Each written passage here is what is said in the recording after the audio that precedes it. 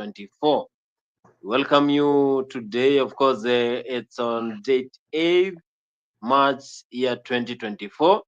In Kenya, this is the day when the former IEBC chairperson Wafula Chebukati was laid to rest in Trans Nzoia, of course, in Kitale, whereby he was one of the giants, as the leaders today said, that he stood firm during the 2022 general elections, and he announced William Ruto as the winner.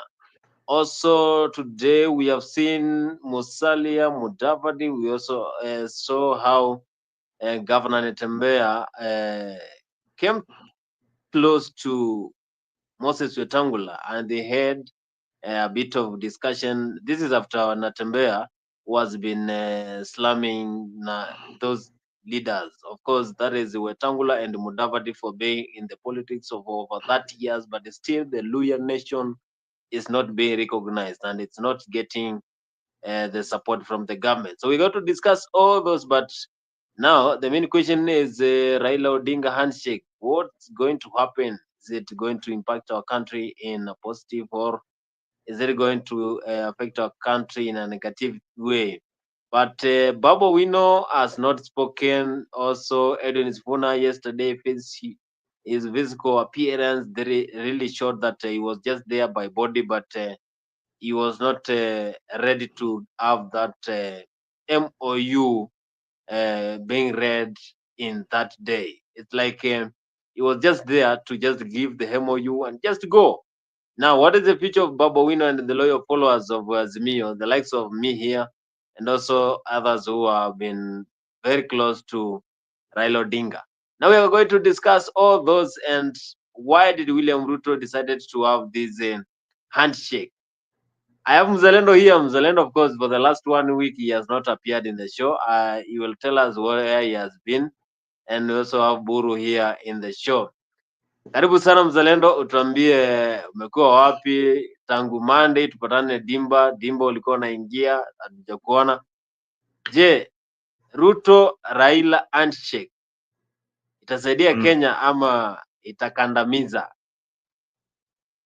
Asante sana Boni na Mburu, na nashukuru sana kuwa hapa Afrika. Mimi kama kawaida nilikuwa na chonga mawe mahali fulani hapa Marekani, so ni kazi tu, but mada ya leo ni nzuri sana. Political lifeline, President William Ruto strategic move. Unaona, wacha ni jibu na Kiswahili ndio watu wengi sana wale wana watch program waweze kuelewa ya kuwa maoni yangu asoa ni ya kuwa hii muungano kati ya Raila Odinga na bwana William Ruto ni muungano ya kibinafsi, ni muungano ambao haisaidii Kenya na chochote, because ukiangalia vizuri sana hatuko katika ile hali ya hatari ya usalama au hali ya maandamano au hali ya instability in general.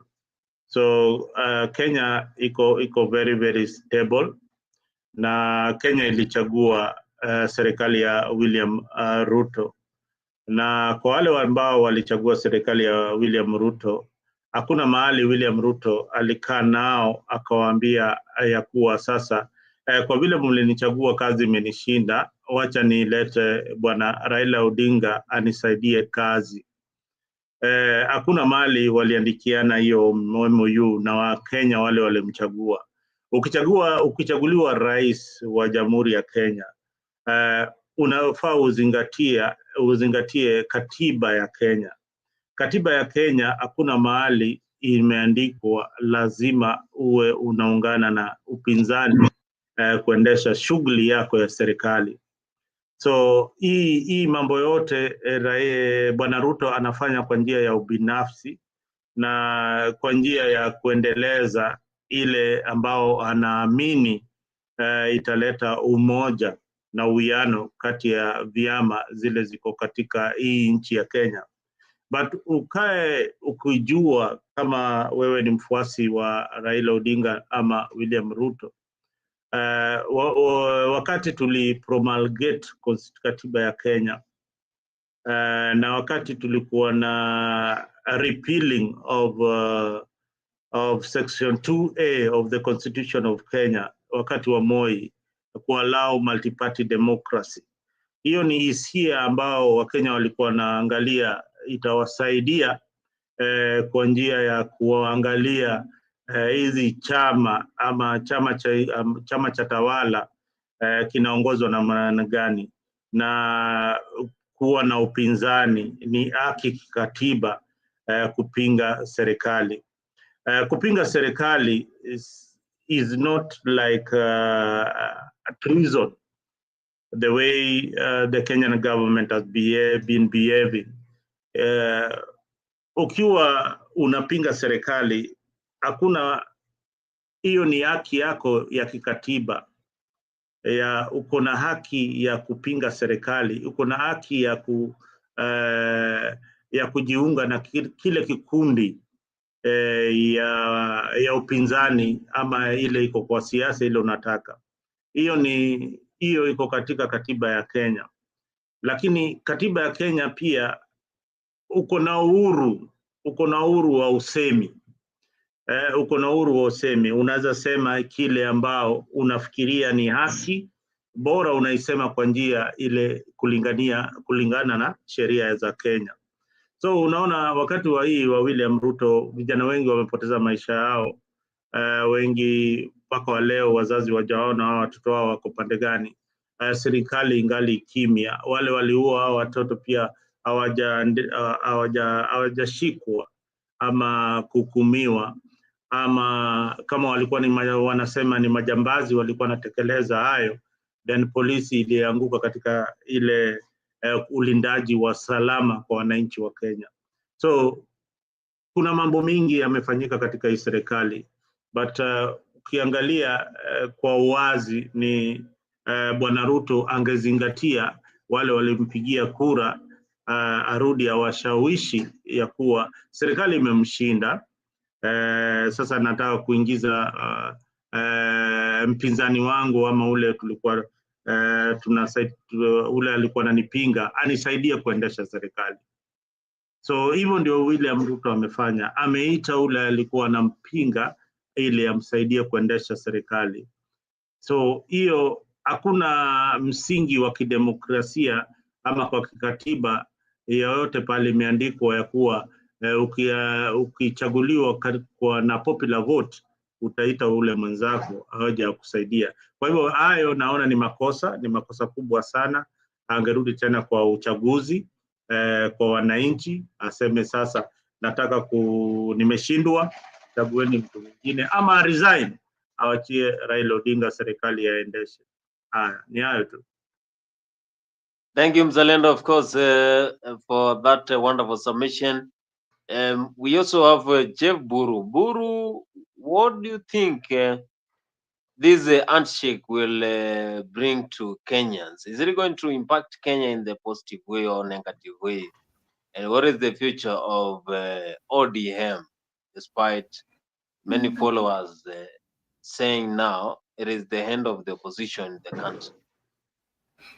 Asante sana Boni. Pia mimi nitajikakamua kama mzalendo ni jaribu kuongea Kiswahili. Naona mzalendo ananitekelea. Nitang'ang'ana tu kwa sababu tunasema Kiswahili kitukuzwe. Na mzalendo kabisa, mzalendo amekuwa akinifunza Kiswahili sanifu, kwa hivyo niking'oa atakuwa ananirekebisha. Nataka kusema kwamba hakuna kitu mpya ama hakuna jambo jipya tunategemea kutokana na handshake ambayo imefanywa na Raila Odinga na William Ruto.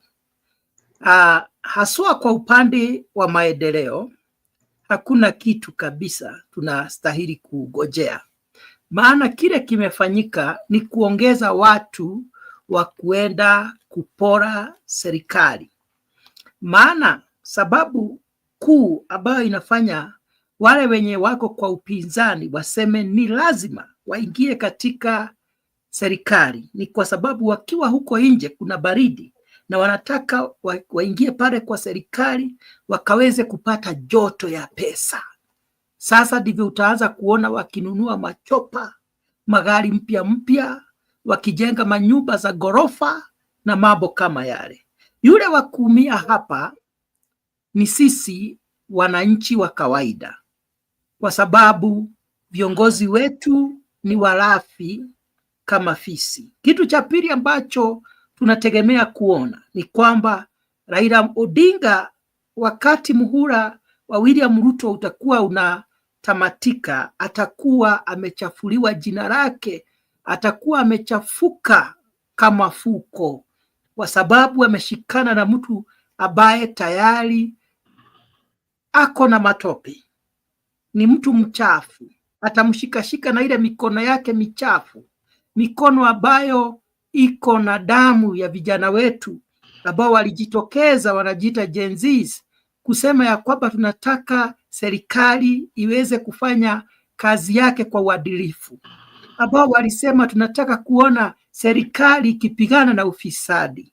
Lakini badala ya kufanya vile inastahili, kama hao vijana wamekosea mahali, washikwe, wapelekwe mahakamani, polisi wetu walipiga wengi wao marisasi na wakawaangamiza. Sasa kuna ule uchafu kwenye mikono, hata kama William Ruto hakuwa ameamurisha, ama hata kama hakuwa amehusika directly ama moja kwa moja, kwa sababu yeye ni rais wa Kenya. Makosa yote itakayofanyika na wale watu wenye wako kwa serikali, iwe ni wanasiasa wamefanya hayo makosa, iwe ni watu wa polisi wamefanya yale makosa, ya hayo makosa moja kwa moja wa kulaumiwa anakuwa ni rais wa Kenya. Na hiyo ndio huwa tunasema kwa kimombo that he is vicariously liable, not directly but vicariously, because he is the president of the Republic of Kenya. The bus stops with him. Sasa kuna hiyo damu ya watu wa Gen Z ilimwagika sana Kenya hii. Watoto hawa walioaga walikuwa na wazazi wao, wakalia sana. Na msijiulize kwa nini rais wetu amepoteza umaarufu wake. Na ukumbuke alikuwa maarufu sana, ni kwa sababu ya damu. Ukienda katika Facebook yangu, wakati Ruto alikuwa anafanya kampeni na wakati alishinda ushindi, kuna jambo moja nimeishi kusema kwa Facebook, ya kwamba serikali ya William Ruto ikitaka kwenda miaka 10 bila kusubuliwa, ikitaka kudumisha ile favor ambayo ilikuwa nayo, maana Ruto alikuwa na favor kubwa sana, nikasema lazima wakomeshe umwagikaji wa damu isiyo na hatia. Maana damu ya mwanadamu si damu ya ng'ombe ama kondoo, itakupiga. Damu ambayo imekuwa ikimwagwa na serikali kutoka wakati wa Kenyatta ndio imekuwa ikipiga hizi serikali. Kenyatta anachukiwa na wengi kwa sababu katika uongozi wake alimwaga damu. Moi alichukiwa na wengi sana na akatoka bila favor kwa sababu serikali yake ilimwaga damu. Kibaki alichukiwa na wengi na akatoka bila favor kwa sababu serikali yake ilimwaga damu. Uhuru alichukiwa na wengi na akakosa favor, akakataliwa mpaka na watu wake na viongozi wa ukoo wake kwa sababu serikali yake ilimwaga damu. Mimi kwa sababu nimesoma kidogo Biblia, nimefanya hata theolojia, nikakuwa nikiadvise serikali ya Ruto kabla hawajaingia na hata baada ya kuingia, kabla hawajamwaga hata tone moja la damu. Ukiangalia kwa Facebook utaona nilisema kama mnataka kudumisha favor, hakikisheni hakuna damu itamwagika ovyo ovyo ama bila sababu. Na wakati damu ilimwagika, nikajua favor ya Ruto imeisha. Maana damu ya mwanadamu ikimwagika, na sasa naongea kama mchungaji, damu ya mtu ikimwagika bila hatia huanza kulilia kitu inaitwa vengeance, inataka revenge. Kama vile unakuta ya kwamba katika maandiko wakati Kaini aliua ndugu yake, damu ya ndugu yake ilianza kulilia Mungu ikiwa kwa ground ikiitisha revenge. Sasa hii damu ambayo inamwagika kwa nchi ndio huwa inapiga viongozi wetu, na ndivyo huwa unaona viongozi wengi wa Kenya huwa wanakufa vifo vibaya sana, because they don't value human life. Na damu ya mwanadamu iko na nguvu sana. Hapo nimeondokea. So Raila Odinga atagawa kile ambacho Ruto anapitia, kibali kitamuondokea. Na kama kuna watu watakuwa wamechafuka by 2027 ni Raila Odinga na Ruto. Raila Odinga saa hii ni msafi sana, lakini by the time wanamaliza muhula wao utakuta Wakenya wengi hawataki kuwasikia. Niseme hivi, kwa kimombo tunasema a good dancer, sijui tunamhitaji kwa Kiswahili mzalendo, a dancer. Dancer, mcheza ngoma. Nilikwambia wewe uko sawa.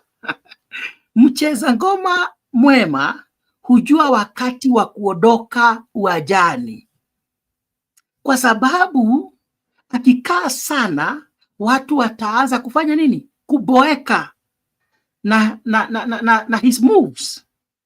Watu watazoea venye kama unakatika the same way kila wakati na huondoki uwanjani, watu watachoka na wewe.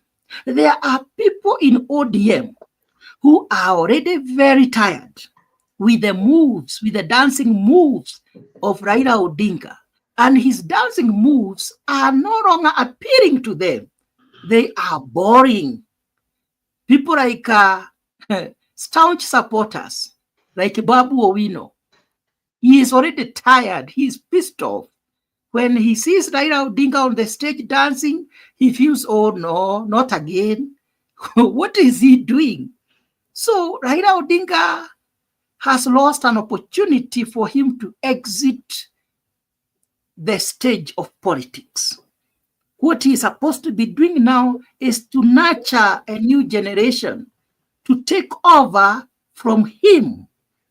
Lakini ataacha Nyanza na supporters wake bila kiongozi aliye na umaarufu kama wake, kwa sababu ya kitu tunaita politics of selfishness. He is not selfless. Anaona ugumu wa kumuinua kijana mmoja kama Sifuna, aseme huyu ndiye nitakayempatia baraka zangu, maana nimeshazeeka. Mtu akishafikisha miaka 80, nini ingine unagojea? Achilia uongozi, anza sasa kupatiana mawaidha, patia hawa vijana nguvu, waonyeshe njia, lakini si kung'ang'ana na wao. Kuna kitu inaitwa facial expression and non-verbal cues. Mimi apart from kupenda siasa, mimi ni mwana saikolojia. Nilikuwa naangalia sana hawa watu ambao wakati wa kusaini, nikaangalia kitu inaitwa the non-verbal cues. The non-verbal cues, it is what someone is saying not verbally but through facial expression. Nikaangalia Sifuna. Sifuna alikuwa ni kama paka aliyekamatwa na mtego, akawekwa mahali anasema tu yes sir, kwa sababu yeye hakuwa anataka hivyo. Ukiangalia uso wake ulikuwa unasema a big no, he was not for it. Ukiangalia mtu kama Ledama Orekina, he was not for it.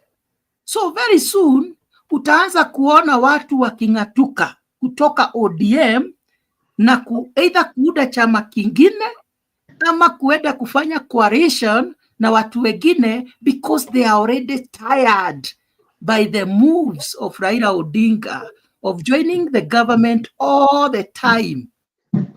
you know, and not fighting for what he believes and what he stands for. So hawa vijana wanasema, ai jameni, kuna ine liberation itatoka hapa.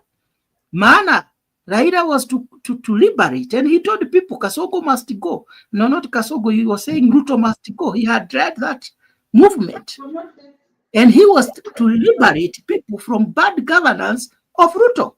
But today, the person he had told people he was going to liberate them from, they are eating and sleeping on the same bed. It is it's something that watu wanajiuliza, ai kweli huyu ndiye alikuwa anatupeleka Canaan.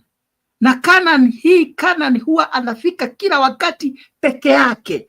Nilisikiliza vijana pale Jakaranda. Walikuwa wamekasirika, wanasema hapana, huyu kiongozi wetu anatubeba ufara. Kila wakati anatuambia kuna mahali tunaenda, anatukopoa, tutapata pesa mfukoni, baadaye anaenda peke yake. Anashibisha tumbo lake na wale viongozi wenye wamemzunguka. Nyinyi wenye mlimpigia kura, nyinyi wenye mlipigwa marungu na marisasi na polisi, mnasahaulika. So msiseme kuna kitu mpya mnagojea kutoka kwa Raila Odinga. Densi ni ile ile ya kawaida yenye mumezoea. Miaka 5 ama miaka 7 ijayo wataendelea kuwa na Ruto, wakule pamoja, lakini nyinyi mtakuwa tu mnatazama nyama ikiliwa. Asante Boni. Asante sana pia Jeff kwa kutumia Kiswahili sanifu, ingawaje inakupatia chenga kidogo, lakini pia najua utajikakamua sana. Mzalendo, umesikia vile Jeff amesema, pia ameangazia mambo na Raila Odinga kuwa mbinafsi sana. Je, unafikiri pia Raila Odinga amekuwa mbinafsi sana tangu serikali ya Mwai Kibaki, serikali ya Uhuru Kenyatta hadi sasa amejiunga na serikali Azia kwa Moi? Alianza na serikali ya Moi. Unajua kwa serikali ya Moi mimi sikuwepo, lakini pia nilikuwa nasoma kwa historia. Historia inasema kwamba Raila alianza kitambo sana kuwa mbinafsi. Wakati wa Kenya wanampingania, wakati wa Kenya wanampa ile supporti, lakini pia inafika wakati anasema wacha niingie kwa serikali ndiposa niweze kupata pesa. Mzalendo, nafikiri pia ni Raila anajipenda sana ama ni mbinu gani anatumia ndiposa aweze kupata nafasi kama zile za kuingia kwa serikali kwa njia ya urahisi?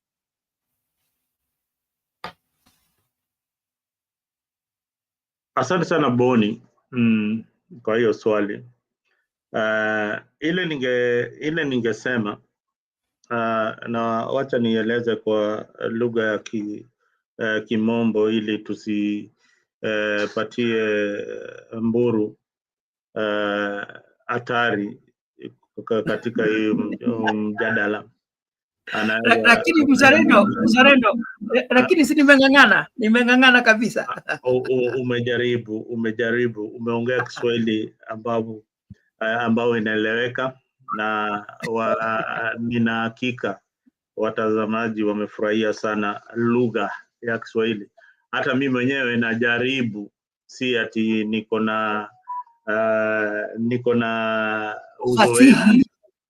na uzoefu wa kuzungumza huu lugha, lakini ni kitu ambao lazima tuzingatie na tukienzi kama lugha ya taifa. Raila Odinga alianza hii mambo ya handshake. He began this story of the handshake. I think the most notable ile ya karibu sana ilikuwa ni 2001 between NDP and KANU under President Daniel Arap Moi. Bwana Boni, kijana mdogo hapa, hakuwa amezaliwa ama wazazi wake bado walikuwa wana mpango ya kuwa na kijana.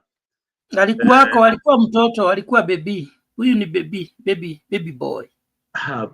Huyu pengine hakuwa. Sisi tukiongea Boni tukiongea unastahili kuwa unalala chini, tukikuongelesha unalala chini kwa sababu ya heshima. Ukisema yes sir. Ilikuwa na miaka 2001, ilikuwa na miaka 3.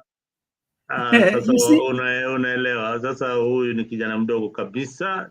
Sisi bado tulikuwa tunapiga siasa bwana, na hapa tukiongea 2000 tulikuwa tunasikia mambo ya millennium ilikuwa ndio imefika. Millennium tukaambiwa dunia itaisha 2000, but ikapita. So 2001, for instance, Raila merged with NDP and KANU under President Moi. That was the first ever coalition that Raila made. And he went further to join the government in order to stabilize the Moi's regime. Kulikuwa na maandamano na mambo ya masabasaba, vitu kama hizo, marali mingi sana zilikuwa zinafanyika hiyo wakati wa Moi. So Raila anaweza sema the art of the handshake anaijua kabisa, na inakujaga hii handshake za Raila zote inakuja wakati nchi haiko stable, when the government is not very very stable, ndio unapata Raila anapata kamwanya pale, anaingia kwenye serikali. So na viongozi wengi kama William Ruto, ama kukiwa rais na unaangalia uchumi wa nchi inazoroteka, then unaangalia ni nani huyu naweza muingiza kwa hii serikali ili watu wake wasiandamane kila siku kwa barabara. Then unapata Raila Odinga ndio mtu ambaye unamweza mweka pale katika serikali ili watu wake wazime hiyo mori ya kukuja kwa barabara kila wakati. Na unaangalia sahii wafuasi wake wengi wanajua wako kwa serikali na wanakula serikali. Ile kitu mbaya ni wengi wao wanaongea ya kuwa sasa ni wakati wetu wa pia wa kukula serikali, lakini ingekuwa ni vyema au wanasiasa ama Raila Odinga anaingia kwa serikali na tunaanza kuangalia ubora wa afya katika mahospitali zetu. Tunaanza kuangalia barabara, tunaanza kuangalia mashule, tunaanza kuangalia mambo kama mshahara za wafanyakazi zimeongezeka. Boni, kama wewe sasa uko kwa serikali, wewe ni mfuasi wa Raila Odinga namba 1, unaweza mwambia sasa ni wakati wa ile 6000 ianze kupeana kwa vijana, kwa sababu wamecollaborate vizuri sana na bwana William Ruto. So lazima waangalie zile vitu ambao walikuwa wamezingatia wakati wa manifesto yao wakikampaign. Nao wako na serikali ya 50-50, ambapo kitu ile tutaangalia in the next few days or few months ni watu wafuasi wa ODM watakuwa katika serikali, watakuwa katika hizi vyama vya bunge, hizi makamati za bunge, watakuwa wameongezewa hapo kwa hizo makamati. But hii yote ni sawa, kama wananchi wanapata huduma, But what we say generally is that this is my thought. When a president is elected by the people of Kenya, then he has got the responsibility to serve each and every Kenyan without any bias, and looking critically at the constitution. Now, my friend Mburu brought what we call the non-verbal communication when you're having a discussion. There are also things that I can add on that called gestures. When you saw that the presentation of Sifuna in that particular forum, this was a very serious discussion. And I can take you back to what happened to Zelensky with Donald Trump, when they started complaining about how Zelensky is dressed and all that. But to them, they didn't understand that he's been doing that throughout his negotiation. Now, Sifuna and many of those people who are on the ODM side, the young people, I would call them young, Sifuna and Olekina. They are young. They appeared there very, very informal, very, very casual. And this was a very serious discussion between the biggest political party joining government. This is something that if we saw governors present there. Sifuna came as the Secretary General. Listen to his speech. He said, the party organs of, this is not my decision. Let me paraphrase it. This is not my decision. This is the decision of the party organ. Zalendo, I have that video, if you have it. You have it? Yes. Play it, but let me just finish, then you play it.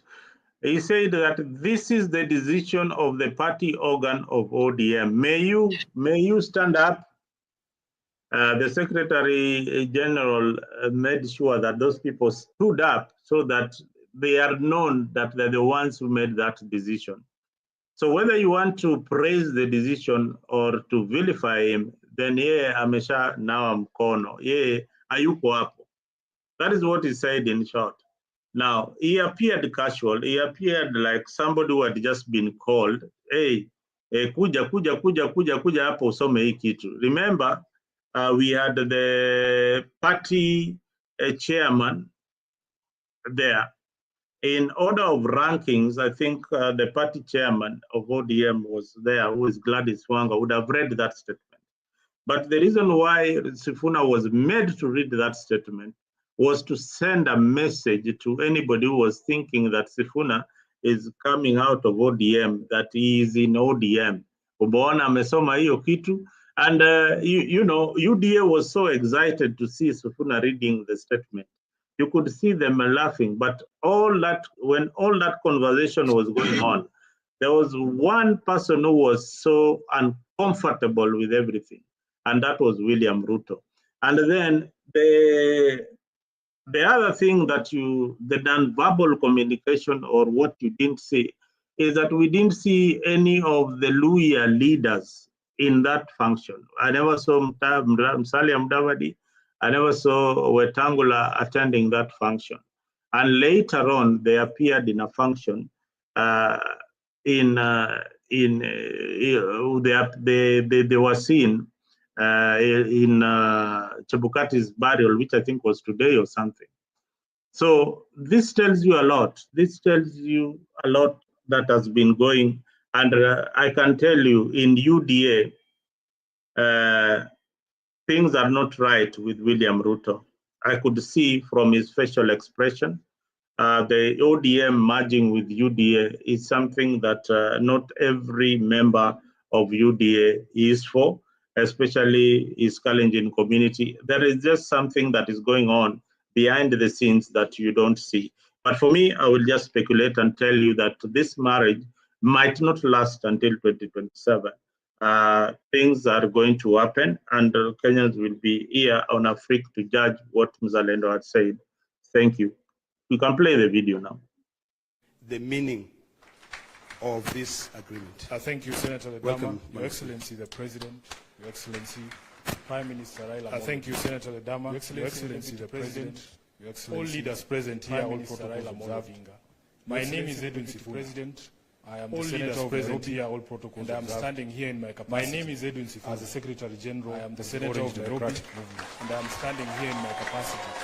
Your Excellency, in the capacity as SG, I have certain constitutional... Bonnie, what is going on? A lot of echo. It's like two gadgets. I have certain constitutional... You are playing, Bonnie, you are playing the video on two gadgets. To read out this memorandum of understanding. You are playing it on YouTube, and at the same time you are playing it on StreamYard. This memorandum of understanding not, so that we are all clear on what it is, and what it is not. I know, Bonnie. Remove it. On what it is. Where is it? Do you have that video on Yeah, it was having a lot of echo. It was repeating itself anyway. And I think the statement was already made. Okay. Yeah. Hii hapa ngoja. The meaning of this agreement. Thank you, Senator Ledama. Welcome, Your Excellency, the President, Your Excellency, Prime Minister Raila Odinga. Thank you, Senator Ledama. Your Excellency, the President. No, it's not working. Those are two audios playing. Yes. Okay. Anyway, we have seen it. Yeah, Bonnie, can I say something? Yes, yes. Now, Bonnie, you have been telling us about the 6,000 that Baba promised Kenyans. Right now, Baba is in the center of the government of William Ruto. So, we are expecting to see Kenyans receiving 6,000. But there's no way. There is nowhere we had 6,000 being signed in that MOU. No, it's not. It doesn't have to be in the MOU. They are sharing power. They are sharing. Right now they are governing with President William Ruto. So those promises that he had promised to Kenyans, we are expecting to see them being fulfilled.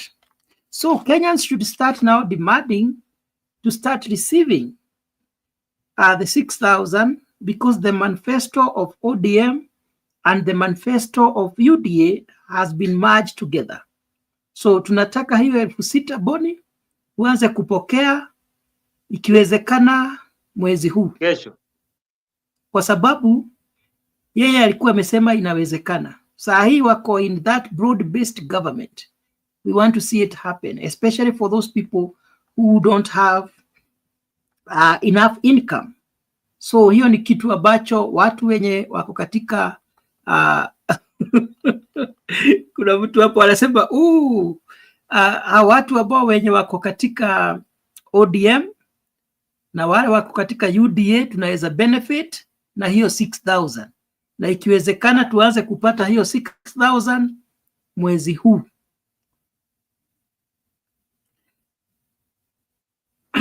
Okay. Kuhusu Sifuna Mzalendo ameongea vizuri sana that Sifuna distanced himself from the document that it was being signed. Now the big question is, where will Sifuna go? Because I don't see Sifuna joining UDA. And I don't see Sifuna going on his own. So I think he doesn't have so many choices. And because of not having choices, that is why he is adamant not to leave ODM. Because where will he go? He doesn't have any good choice. He cannot fight by himself without Baba. He has always been there, very popular because of Baba. And right now, if he decides to go his way, it will be very hard for him. Mburu, can you tell Alex to join? Join Alex, kuja hapa. This is the famous Alex. Yeah, usiogelele huko bali, kuja karibu. So Sifuna naona kama Sifuna anatafuta njia ya kutoka, lakini haoni. Kwa sababu kutosupport William Ruto ni kumaanisha lazima utoke. Unajua Baba is a dictator. Ni heri ukweli usemwe. Baba usipoenda vyenye anataka atakung'atua. Na Sifuna anajua hivyo. Sasa hana namna. Unless sasa amue na liwe liwalo. If he is not going to support Ruto, then ODM will do away with him. And without the support of ODM, I don't think he will even secure his own position. And for a politician, he would like to remain in power. No. I disagree with you, Mburu. I strongly disagree with you. Ni sawa.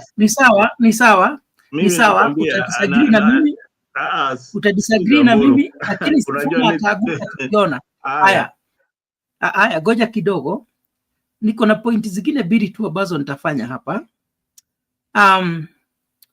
Musalia Mudavadi alikosekana katika in that occasion of signing the MOU between Raila Odinga and William Ruto. Weta was also not there. Their absence meant something. Their absence meant that they are not comfortable with the arrangement between William Ruto and Raila Odinga. Why? Because they are the casualties. They are the ones who are going to suffer. Raila Odinga has put their positions in jeopardy. This Musalia Mudavadi does not know what will happen to him. That position of Prime Minister is already given to Raila Odinga. Yet this is the position that he was promised. Support me as William Ruto, and I'll make you the Prime Minister of Kenya. Though we know very well we don't have such a position in the Constitution. But through, I don't know whether it is we call it an executive order or through the verbal kind of arrangement, he was made the senior cabinet secretary, the prime cabinet secretary. Let us just call him the Prime Minister. But now that position has been given to another brother Raila Odinga. Musalia Mudavadi is in a very awkward situation. He is not happy with it. You heard that they're also threatening to give the position of a Speaker of the National Assembly to ODM and then retain the Speaker of Senate to UDA. Wetangula is so much afraid of such kind of arrangements. So I don't know what William Ruto will do to satisfy Musalia Mudavadi and to convince him it's okay for him just to remain as a minister, as a cabinet secretary of foreign affairs. I think even that one was given. By the way, Muzalendo, which position is Raila Odinga going to hold? Is it the Prime Minister, or he is also going to become the foreign affairs CS? I don't know. So there's a lot of confusion, and because of this confusion, William Ruto might think that he is gaining, but if he is not very careful, he might end up losing more people. As I conclude, I want to give you a story in the Bible. It was God who had appointed King Saul when the children of Israel had cried to have a king just like other nations. And God appointed King Saul through priest Samuel, and he told Samuel, go and anoint Saul to become the king over Israel. And then after that, Saul started conducting himself in a way that did not please God. He did things that before the eyes of God, they were abominations. And the priest, Prophet Samuel, was crying to God to forgive. And I'm not preaching, but I want to make a point. Very important. Samuel was pleading to God to forgive Saul and not to harm Saul because of the bad things that he was committing against the Israelites and against God. And Samuel was crying so much because he knew that the repercussion of the things that Saul was doing against the nation of Israel. And it reached the point when God appeared to Samuel, and he asked Samuel, for how long shall you continue to cry over Saul? Are you not aware that I have rejected him? There is nothing you can do to save him. And at that point, God told Samuel, I have appointed someone in the house of Jesse to become king over Israel. So the people, the children of Israel, were crying because of the bad things that they were going through under the leadership of Saul. And even God got tired. The people of Kenya, the majority of the people of Kenya have been crying because of the atrocities that are committed by the government of William Ruto. And the president has turned a blind eye. He pretends he doesn't know. When people are being abducted, he said he is not, there was a time he said he was not even aware that it has not been brought to his attention that people are being abducted.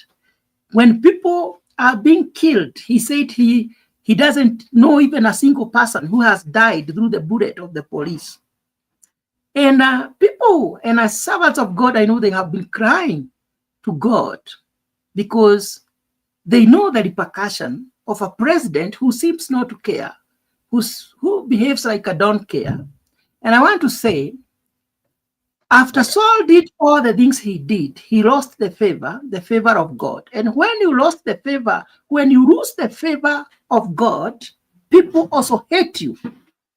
And that is why some of us who supported William Ruto so much, and many people who supported William Ruto today, they don't want to hear the name William Ruto. The favor is gone. Is there anything that can be done to revive the favor that he had before? I want to say, like God told Prophet Samuel, for how long shall you continue to cry for Ruto? Can't you see he has been rejected? And I know somewhere, I don't know who it is, but I want to believe somewhere there is a king that God has prepared over the nation of Kenya. I conclude my submission, Bonnie. Buru, you are trying to say that there is no favor in William Ruto government, and yet It is gone. Always, he is saying that he is the product of giving, and God has provided him with this leadership. I now think that he doesn't have favor. Can I tell you, Bonnie? 20 million. Can I tell you, Bonnie? You know, the people of Kenya are badly mistaken. People of Kenya have a misconception of who God is. Most of them. Some people think that you can bribe God. You cannot bribe God. He says that he looks beyond the physical. He looks at the motive behind the actions that we do. So it doesn't, you can give 1 billion, but what is the motive? Is it a worship to God? I am not the one to judge. That one is between him and God. But for me right now, I'm not talking as a spiritual leader. I'm just observing physically that William Ruto had so much favor, the favor of God, when he was becoming the president. But instead of continuing with the same favor, the favor has declined. Ile kataa yake, kanyota, kanaendelea kuzimia. Na ninaona by the time inafika 2027, katakuwa kamezimia kabisa kabisa. Na wakati mtu anaisha, na especially kama mtu ni Mungu anampiga, ukijishikanisha na yeye, munaisha na yeye. When God decided to crush King Saul, kuna wale wanajeshi wenye walisema sisi tutasimama na yeye mpaka mwisho kwa sababu yeye, he is the king of Israel. Wakati Mungu alileta vita Israeli, all the leaders who were standing with Saul when he was already rejected, they died together with him. Wakati siasa ya Ruto itakuwa inaisha, kuna siasa ya watu wengi sana Kenya itaisha. Yani atavuka na wao. Nisemi watakufa, lakini kisiasa kuna wengi watakufa. Nilisema hivi, Bonnie, Uhuru Kenyatta ni mtu mzuri, akona moyo safi, lakini kuna mambo alifanya. Na niliongea kwa Facebook yangu. Sasa hii naongea kama mchungaji. Maana mambo ya uongozi is both physical and spiritual. Kuna mambo mengi yalitendeka watu wengi walikufa under the leadership of Uhuru Kenyatta, na kwanza mambo ya kubomolea watu manyumba wakati wa mvua na baridi iliudhi Mungu sana. Na nikasema Uhuru Kenyatta, Mungu amekasirika. Na niliandika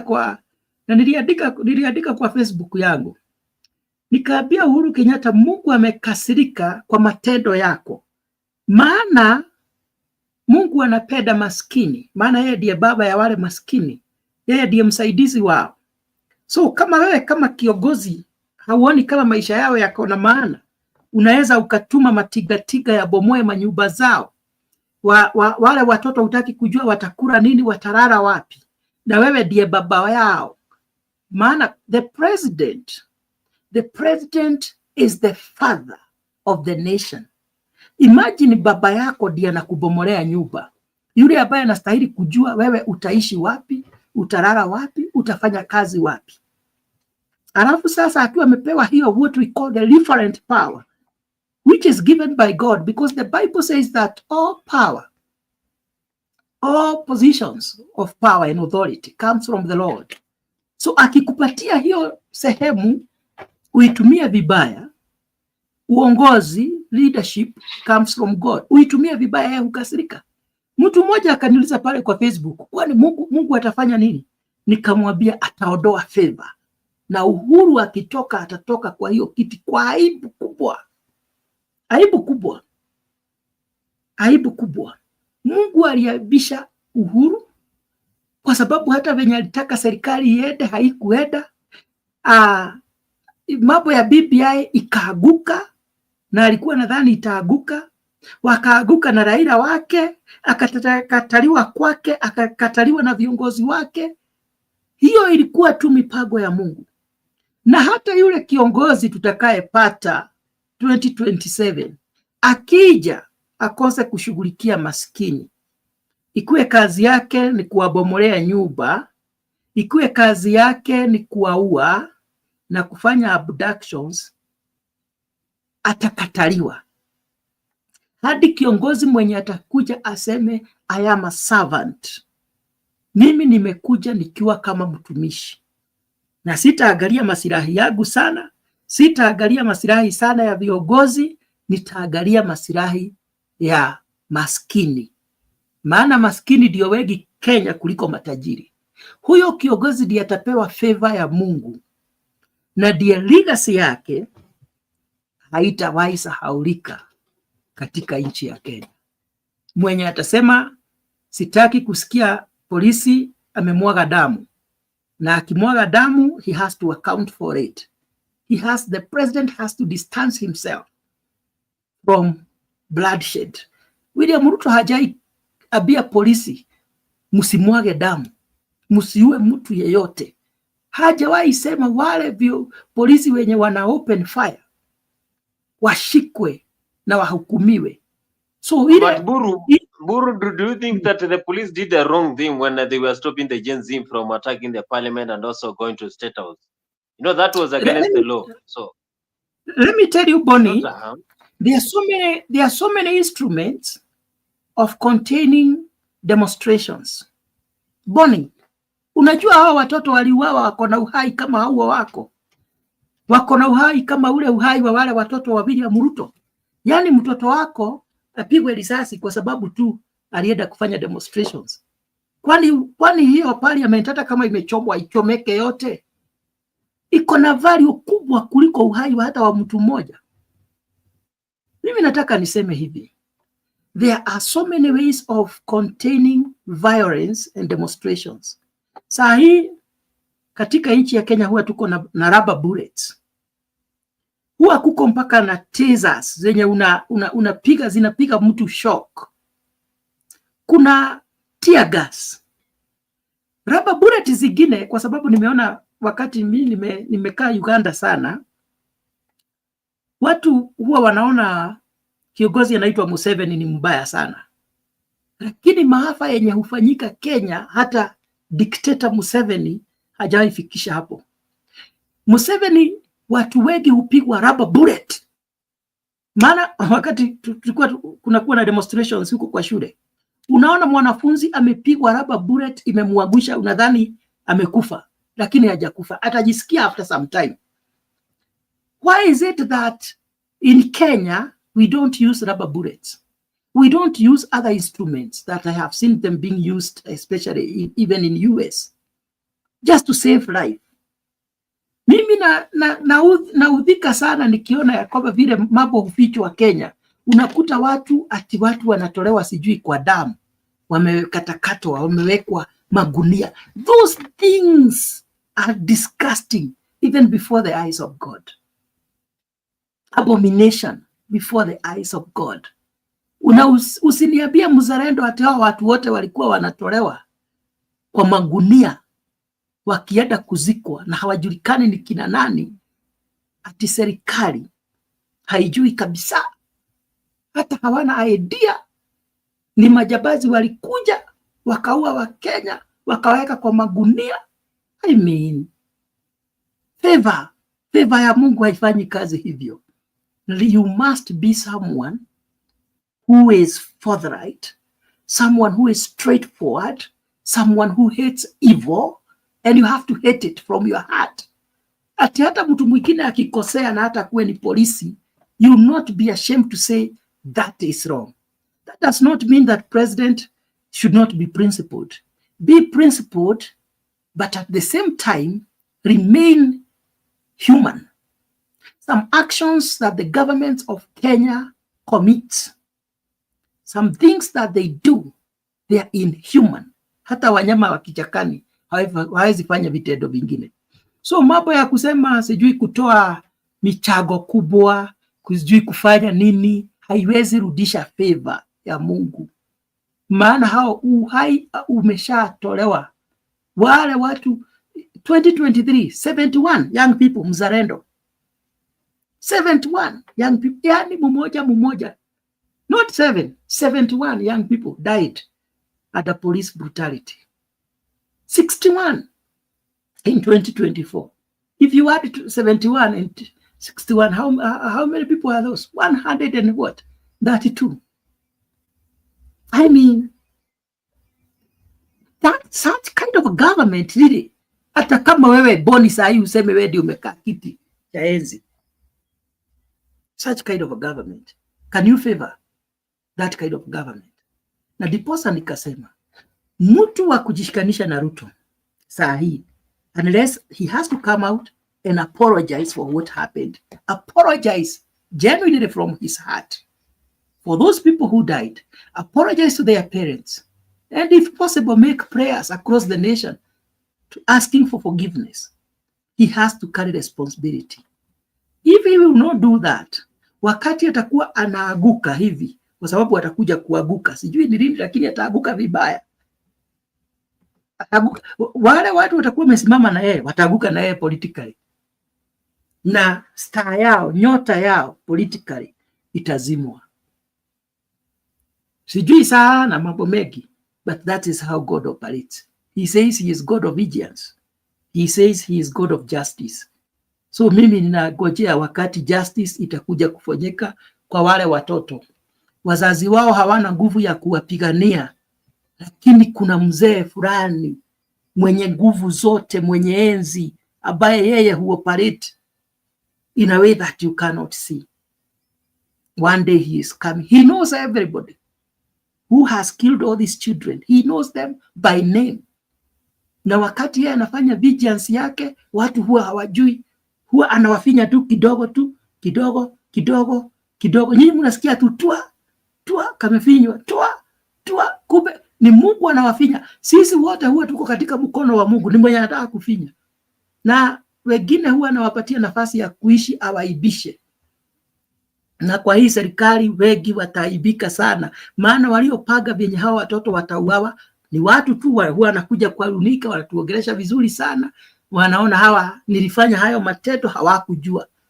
Wale watu wanaiba mabilioni za pesa, wakati hospitali watu wanakufa kwa sababu ya kukosa dawa. Hawa watu wote Mungu anawajua. Na mimi naomba wakati waanze kufika, Mungu aanze sasa kufanya kazi yake ya kutuondelea kutuondolea people who don't care about people's lives and people's welfare. Mzalendo leo nimehubiri sana, semeni amen. Moderator alishatoka hata is not even there. Alisikia kama ataokoka. The guy is just I don't know where he's going to. Anyway, this is I think you have a point, especially Mali people who have been killed. Where will they find the justice? We saw on the pointers that Raila Odinga raised, that the issues that they want implemented. But I say that if these politicians were honest enough, then they didn't need to come with new documents. They just to go back to the Kriegler report or the National Accord. The 8 pointers in the Kriegler report are very, very clear. This was extensively done. The same reasons why we are fighting politically are the same reason Kriegler raised on the National Accord. Whatever is new, we don't need a NADCO report. We only need the 8 pointers in the Kriegler report implemented to the fullest. But Mburu, we are in a situation where as Azimio supporters, you've seen Alex there saying that, this is what they've been singing, that, we are helping you finish the race, especially those who voted for William Ruto. Now, if they didn't vote for William Ruto, I'm wondering what are the reasons why they are supporting now William Ruto's government. And they didn't believe in anything that William Ruto was presenting there, including the manifesto, including the character of William Ruto. Then why join the team? So this coalition is for selfish reasons. There's nothing that is going to come out of this coalition. I find it as a betrayal of the people who honestly voted for William Ruto. This coalition is the one that sent Gachagua home in preparation for this coalition. So this journey had started a long time ago. It is a political betrayal for the people who supported William Ruto. Now, when you look at the motives and intention, what are the motives? What is the motivating factor for ODM to join the power game? Now, ODM has realized that they don't stand a chance in winning any elections in 2027, but they will stand a chance of being part of the government because, one, they don't have a presidential candidate in 2027. Political parties are formed time and again to grab power. So the only avenue they had for power and the only thing that they know is Raila Odinga. They don't know anything beyond Raila Odinga when it comes to the presidential race. So without Raila Odinga on the ballot, Raila Odinga would rather support William Samoei Ruto other than sit with his committee and come up with a candidate who is going to challenge the system. So in short, what Raila Odinga is saying is that he agrees with all the killings that have happened. He agrees with absolutely everything that has happened in William Ruto's government. And in fact, he gave him one of his best people to help him govern. So he agrees with almost everything. That's why I said initially, 1 year ago, people who are criticizing William Ruto as the president of Kenya should also make sure that they had Raila Odinga to that line of criticism. But most of them were saying, no, Raila is not in power. Why do we have to criticize Raila Odinga? It is William Ruto who is the president, so let us criticize William Ruto. I told them, no, these people have to be criticized in the same in the same sentence. You cannot criticize William Ruto and not criticize Raila. You cannot say William Ruto is bad and Raila is good. No, no, no. These guys are the same.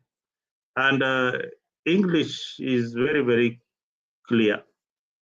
There's a phrase that goes by, show me your friends and I'll tell you your character.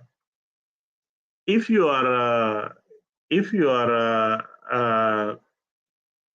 a witch, you will always be hanging out with your friends who are witches. If you are a medicine man, you'll be visiting a shrine once in a while. If you are a doctor, most of your friends will be doctors. If you are a drunkard, most of the people you'll be making calls is for the next beer or to sit with are your friends who enjoy the beer with you. So politics is also like that. If you see these politicians and William Ruto being also a member of ODM, you realize that they have got a lot of similarities and a lot in character. And that is why it was so easy for Raila to jump ship and say that, hey, I'll be working with William Samoei Ruto. But look at the betrayal for people like Kalonzo, people who have sacrificed for Raila Odinga time and again, sacrificing their ambition, even if they were going to lose or something. But they came to a negotiation and say that, okay, fine, you support me this time. Next time when I want something like this, also give me a hand. I find that as a betrayal to the Kamba community and a betrayal to most of the people who had thought that Raila Odinga would one day give a hand and support Kalonzo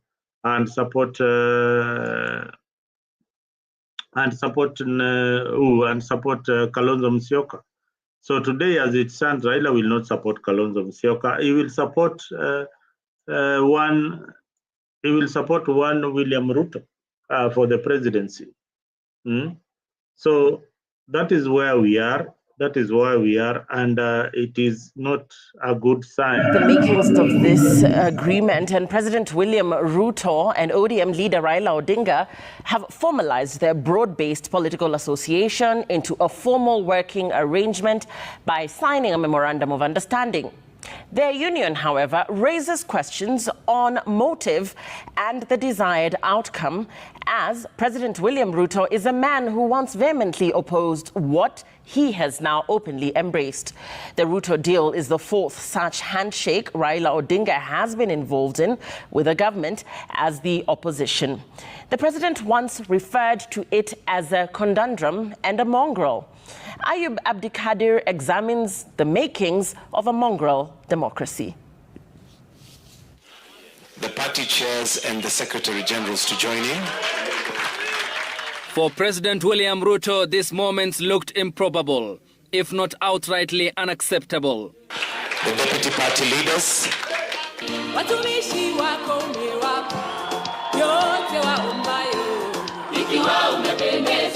Dr Ruto, a presidential candidate in 2022, led a crusade against the Uhuru Raila handshake, taking his utter dissatisfaction to Chatham House in the UK, promising a stoppage to what he termed as handshake politics that led to the birth of a mongrel. The result which you see today in Kenya, there is no government and there is no opposition. Today in Kenya, you have a mongrel of a governance system. You don't know whether it is the government that is in the opposition or the opposition is the one that is in government. It is a stance he maintained when he ascended to the presidency. And 4 months after taking his oath of office, he linked all governance ills to the Kenyatta-Odinga handshake. That's why I want a vibrant opposition. How did we get here? We got here because of the handshake nonsense. We got here because you get the opposition, which is supposed to hold the government to account, into some illegal, cohabitation, or whatever it was called. in the name of unity. What unity? Who says by having an opposition, we're not united? Abroad, President William Ruto's script sounded similar, rolling out an engagement with Odinga and the ODM party, who led countrywide demonstrations over the rising cost of living. The handshake that brings the opposition and government into some conundrum and a mongrel and an outfit that is undemocratic, unconstitutional, and illegal. Raila Odinga, a veteran of handshakes, familiar with the formula, is starting after the second multi-party election with President Daniel Toroitich Arap Moi, his National Development Party merging with KANU, Odinga a beneficiary, becoming the Secretary General of the new KANU. The 2007 general election and the ugly aftermath which engulfed the country offered Odinga another political lifeline, becoming a Prime Minister in a power-sharing deal with President Mwai Kibaki, midwifed by the late UN Secretary General Kofi Annan, who headed the panel of eminent persons, alongside former Tanzanian President Benjamin Mkapa. Anyway, I've seen enough of that. What I was saying, that even I don't know what Raila Odinga would gain from joining the government of William Ruto. But what I can say is that even if Raila contests in 2027 and loses because he knows the heart, he will still be in government. He will still be in government. So when you see those consequences, the sequence of going for elections, losing elections, negotiating for a place, it is something that an art that ODM has formed. And I would like maybe their supporters to challenge this, is that they don't go for elections to win. They go for elections to lose the elections or to be number two, and later on claim that elections were rigged, and then they find a way through the back door to join the government. So that is an art that ODM has perfected. It has perfected the art of handshake, and it will join each and every government. But look at let us look at the 2027 general elections. The 2027 general election is a different election. This is an election that we have a new bloc coming in called the Gen Zs. People are ruling them out. Oh, these guys are leaderless and all that. When you see William Ruto worried, it's like he has received intelligent information that they cannot survive if the Gen Zs come to the polls in 2027. That is why you see the group, they are trying very much. And if you are a Gen Z now, right now, and you are in leadership, then you are hot kept. The government will put a bounty on you. They will pay a lot of money for you to join the side of the government. People like Kina Kasmuel are already in the side of the government. Now, what does this mean? The Gen Z population in 2027 will be 15 million. 15 million Kenyans. 15 million Kenyans ready to vote in 2027. That is the list. That is the list. I give that five other million Gen Zs. I give them to William Ruto or to Raila Odinga. Those who will believe. But the ones who will be consistent in the movement and can be convinced that the government killed the young people and all that, the government is corrupt, and this is the only way out. There will be 15 million people. So anybody opposing William Ruto coming in 2027 has already over 10 million votes coming from each and every community in Kenya. Mark my words. I told you on this channel that Raila Odinga will lose. Today, I'm also telling you on this channel, Raila Odinga will also lose and William Ruto will lose in 2027. I use data. I don't just come here to talk nonsense like other channels, they just they don't tell you the facts. There are facts that you need to know. The Kikuyu vote is number one, and they'll be sitting at 8.5 million. I'll give them 6 million Kikuyus voting. Number two, the Luhya vote comes number two. Number three, do you know who is number three? Anybody, we politic here, do you know who is number three in voting? Is it Kalenjins or Luos? Kalenjins. It is the Kalenjin community who are number three. Number four are Luos. Number five. Do you know who are number five? Number four are Luos. Number three are five. Who are number five? Number five are Kambas. Number five are Kambas. Number six. Somali. Number six. Number six are. There is a tie between number six and between the Kisis and the Somalis. So Kisis are at 2 million. Somalis will be higher than Kisis in the coming elections because of this registration that Ruto is doing on the border. Remember Dadaab refugee people were. That is an act. That is a reckless act of desperation. That's how I see it. Yes, but we let us work with whatever desperation is and whatever numbers that is going to come from Northeastern.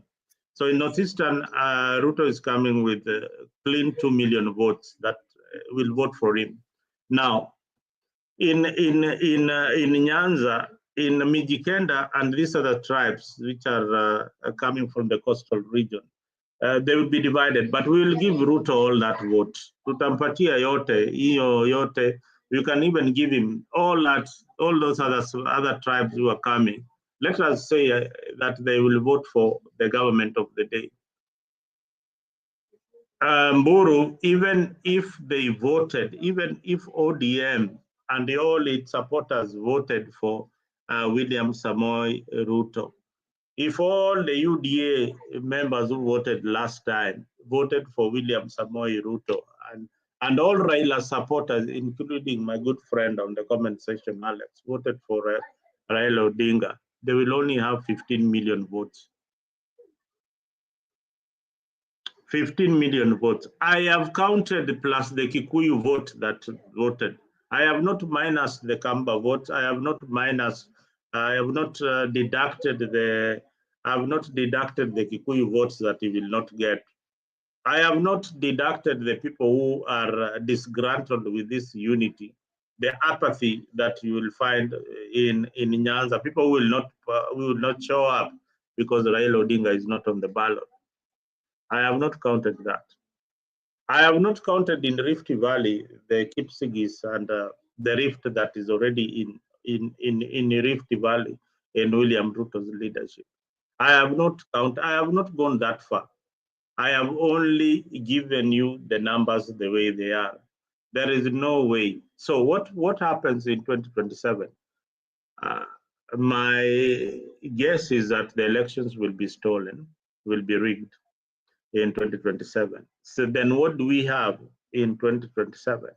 In 2027, we will have a government of William Ruto negotiating or collaborating with the government, with the next opposition leader, because one, likely they might control parliament. If the Gen Zs are organized enough, they will control parliament and they can control the Senate.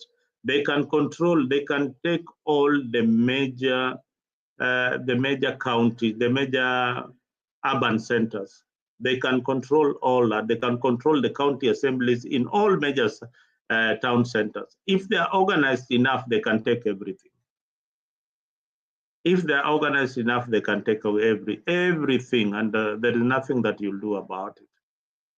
But you see, our politics is tribal. So you have to inject that tribal aspect of our politics, plus the new wave of politics that is coming. Those who are still stuck in the past, just stick to your way of thinking, the way the patterns are going to go. And, we will be on this channel in 2027. Of course, others will be mourning, others will be celebrating. But I can tell you, this election that is coming in 2027 is not about the roads. It's not about the houses that William Ruto is building. William Ruto has done a lot for the people of Kenya as a president, more than any other president. But William Ruto's government is also corrupt. He is not handling corruption properly. What are the issues that people are raising? The issues that are being raised is corruption.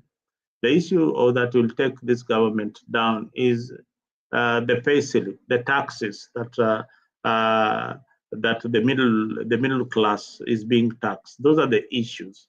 It will not be about mimi ni mtu wa ODM na nitaenda left kama ni left. No, this is a more cautious decision when it comes to the elections in 2027. We are moving from the sycophancy. When you see people in Jacaranda saying loudly that, we are not going to support Raila Odinga, then it tells you that that is a shift. That is a shift from the usual support base. Whether they are doing it for money, it is okay, because the political bigwigs are also making noise to be included in government. So even if these guys are making noise to be included in whatever small circles that they are politically, they are doing the right thing. So we have reached a point whereby it will not really matter which political party you are in. It will matter whether you are with the people of Kenya, or whether you want good governance, or whether you want security and stability in your country, or you want the killings to go on in your own country. It will depend on you. So if you're watching at home, that vote really matters, because at the end of the day, you'll be exercising a democratic right that will put the right person in leadership. If we look at what is happening in our counties today, it is a cash cow for the governors. They are milking almost everything. There are no proper service delivery in the counties. Is that the dream of the Ambombai who wrote the chapter of Constitution of Devolution? No, it is not. It has become a place where people are going to eat. And in fact, for a good political slogan to work for you in 2027, you just say, you know what, it is my turn to eat. Because if people don't understand policy, people don't understand the governance, people don't understand the constitution, people don't understand the rule of law. So you tell them, okay, this is the language that we all understand. These guys have eaten for so long. Let's now change them. Let us overhaul the whole team and bring another team that can eat. So this government is all about eating. So we are comfortable. We will only be in a comfortable position when it is our turn to eat. So 2027, it is our turn to eat. We are telling the political class to move out. It is our turn now to feed on the taxes that we've been paying. Thank you. Good, good one, Mzalendo, for that wonderful submission. It's saying that this government, even if you join today, then you will also go and eat over there. Karibu sana Black, you can join the studio through the link that we have shared there. And you can also share your views here in Africa 24.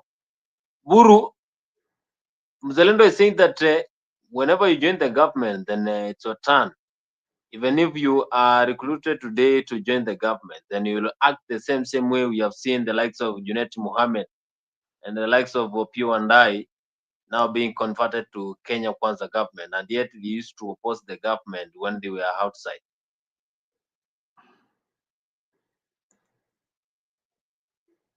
Is Buru there? Yeah, Buru is there.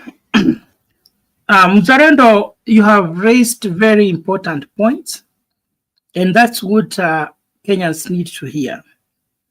That it should reach a point of liberation. We need to liberate this country from our corrupt leaders who just think of themselves. You know, Guru, just before you continue, I forgot to add this, Yes. and maybe you'll touch on it.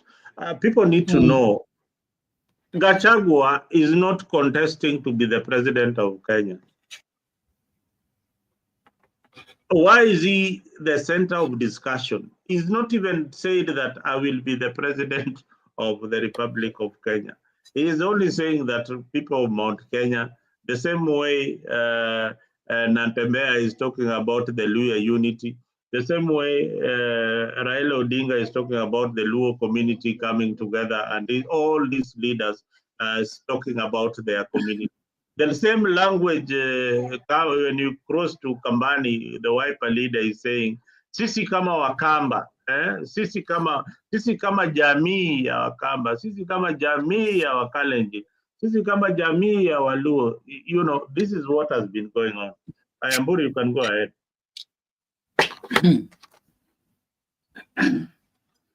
Thank you, Mzarendo and Bonnie. I just have some few points here I would like to raise. That why I'm saying we need a moment of liberation is that, number one, we need to liberate ourselves from the corrupt leaders who just care about themselves and about how much money they are going to steal from us. And also we need to liberate ourselves from ourselves because we are so tribal, such that even when we have a good person, if he does not come from the large tribes, he will not get people to vote for him. Bonnie, I heard that the former Chief Justice Maraga has shown his interest to become the president of Kenya. But I was asking myself, how many Kenyans are prepared to abandon one of their own and support someone who has the vision for Kenya? And when I say this, I'm not just talking about Maraga. Because in Kenya, if you don't have money, the people of Kenya will not listen to you, because we vote for the one who has given us money and the one who is driving one of the most modern car and the most powerful car, and the one who has come with chopper. Kuna wakati, one of the leaders in central Kenya said that there is a saying, I think it is the Bible, which says that a leader comes from above. And when he was coming with a chopper, he used to tell people, where have I come from? I have come from above, because he came with a chopper. And those are the kind of leaders that makes us happy. And those are the leaders that we embrace. Bonnie, I would like you to know that in Kenya, we have 47 counties. Kenya is a very small country of around 55 million people, but it has 47 governors, 47 senators, 47 women reps, and hundreds of members of parliament. I think they are above 300 members of parliament and thousands of the MCAs. That is draining the economy. So when I listened to Raila Odinga and William Ruto talk of reviving and implementing the NADCO report, I was perplexed, because the NADCO report, majorly, it is talking about increment of executive position. Those are political positions. Whereas we were saying that Punda amechoka. This donkey has been crying because it has been overloaded. It has been overworked. We are not able to sustain the large government of thieves, but they want to increase more and more positions, because if it is in NADCO report, there was Prime Minister and I think 2 more deputy prime ministers. they were broadening the executive positions. USA has, I think, around 50 states. USA has more than 350 million people. They only have 50 governors, around 50 governors. Whereas a tiny country like Kenya has 47 governors who are paid almost higher or even higher. And when you include the other marupurupu that they get from the government, they get more than a governor in America. So for us, we were saying we need to reduce the governors, we need to reduce the county governments, the counties to around 8 of them. But for them, they are saying, no, we have to increase more and more. And maybe that's what they call devolution. So this constitution of 2010 was not tailored to fit our economy.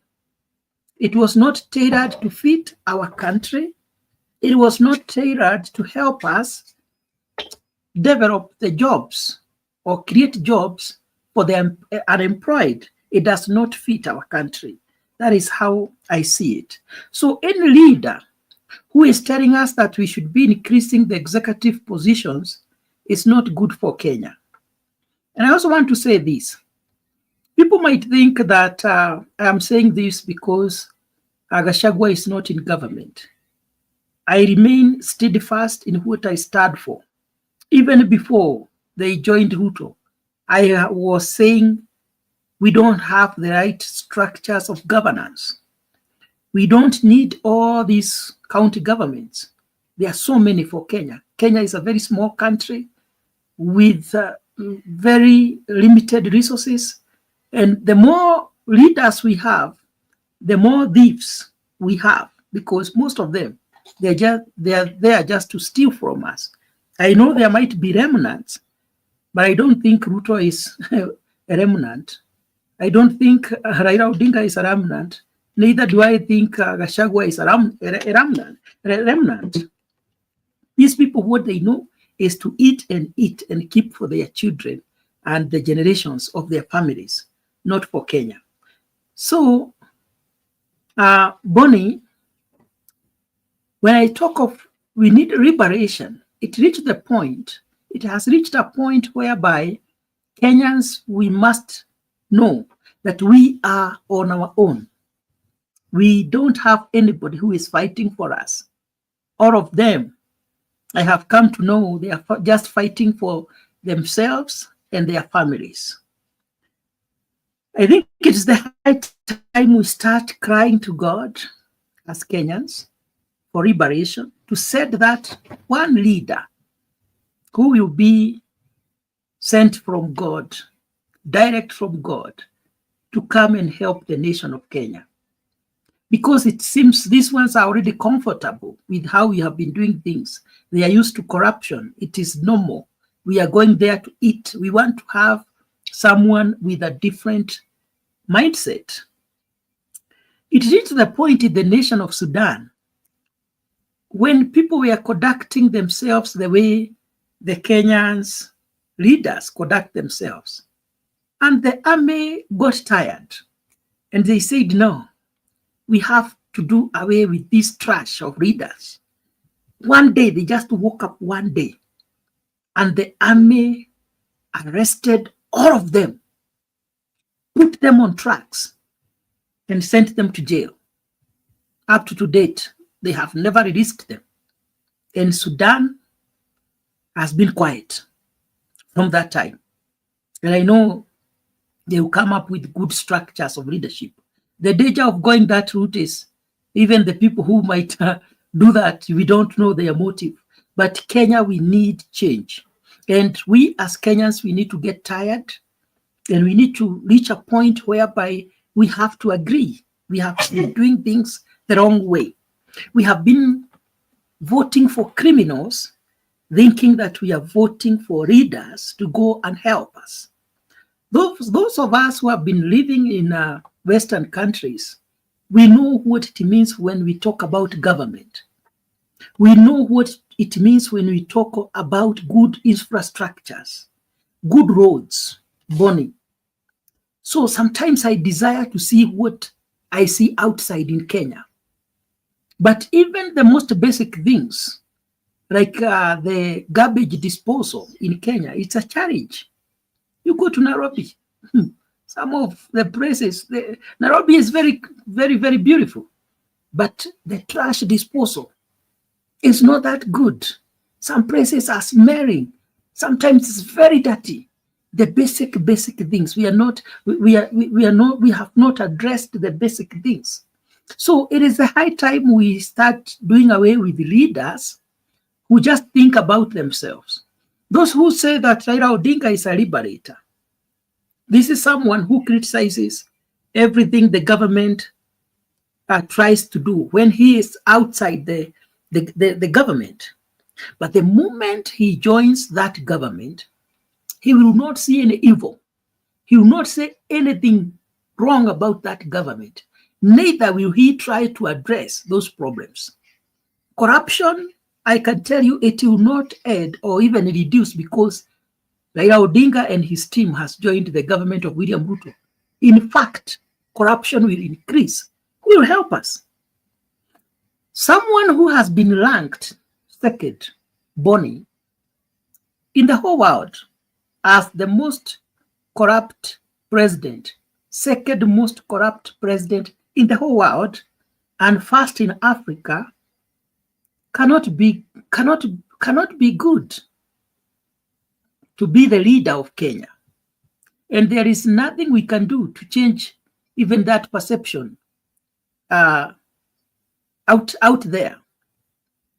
Someone who has not stood for good governance cannot change overnight. So there is nothing we can do to change the leadership style of Ruto. So Mzalendo, I was saying it is the high time that we as Kenyans, we put our tribalism aside.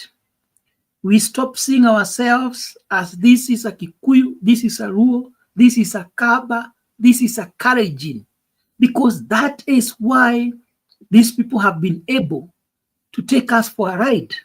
I have seen someone here, even when I'm making submission, is saying, Boro, your accent betray you. Uchungu wacha, you voted for Ruto, not Raila. I mean, because we perceive each other based on the tribes where we come from. But until when we come from that corner of tribalism and we start looking at what is wrong with our country, why have we been voting the most corrupt people? Ruto is a billionaire, but he cannot account for how he has worked to be that, not even a billionaire. He might be more than a billionaire, but he cannot account how he became rich the way he is. He's not just rich, he's wealthy. Raila Odinga is a billionaire, extremely rich. And you know very well, some of his money he acquired through making deals with the government. If you want me to stop maandamano, what are you going to give me? I am going to make this government, this country ungovernable. But when he is called aside and they make a deal with the government, he joins the government and everything turns to be good, as white as snow. Those are the kind of people we say, oh, these are liberators, freedom fighters, father of democracy. Nothing. They're just fighting for themselves. So Mzalendo, I think it's the high time we start thinking as Kenyans, how do we end this hypocrisy of our leaders? William Ruto, you have seen on the video you have put there, said that there is no way he can bring in opposition to the government because he wants to have a strong opposition. But what has he done right now? They say one thing, but they do the other. So those are the things that should tell us we are on our own, and it would be a very big mistake if we vote for the same people. That, you know, we should not vote for our oppressors to continue oppressing us. If Raila Odinga is very serious, and he meant what he said when he was doing campaign, Mzalendo, I am proposing we revisit the manifesto of ODM. We bring it on the table. And now we start telling Kenyans to start demanding for the things that he said he would do if he is the president of Kenya. Because right now, they're having that broad-based government. They have been having it for some time now. And one of the things people should start asking is 6,000. He said it's possible. Now, because they are working as brothers with brother William, they should sit down. He should give William the formula and where to get the money and start giving Kenyans 6 million. He should start there. Mzalendo. I think you are so right. You are so right. You're on point that we need ODM manifesto talks about free education, free university education, free primary education, free secondary education. So those are something that those are something that needs to be implemented immediately for us to agree with whatever is happening. Tembei, join the studio. Don't be scared. Don't be scared to sit on the comment section. Kuja tu hapa, you tell us what you feel about this kind of situation. Mtembei, please come and tell us kama tutapata hiyo 6,000 ya baba, because you are a supporter of baba. We kuja tuambie kama tutapata hiyo 6,000. Now, let me my issue here. India, I was just reading the population of India. India has got a population of 1.6 billion people. Now, Yes. this constitution of Kenya was borrowed heavily from US, India, and South Africa. And UK also. And a part of it from the UK. Now, with all that kind of population that India has got only 28 governors.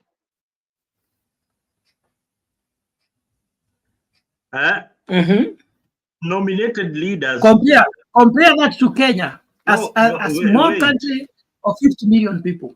The National Assembly in India, called the local House of the People, has got 543 elected members.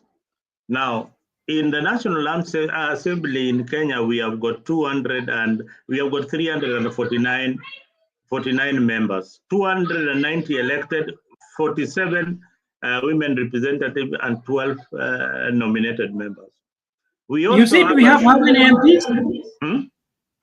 You said we have how many members of parliament in Kenya? In Kenya, we have got 349. Of the 349, 290 are elected. 47 are women, 12 are nominated by the various political parties. In the Senate, we have got 67, we have got 47 elected, 67 members in the Senate. 47 are elected, 16 women are nominated. And you said Senate, how many? You said Senate, we have how many members? In our Senate, we have got 67 members of the Senate. 47 of them are elected.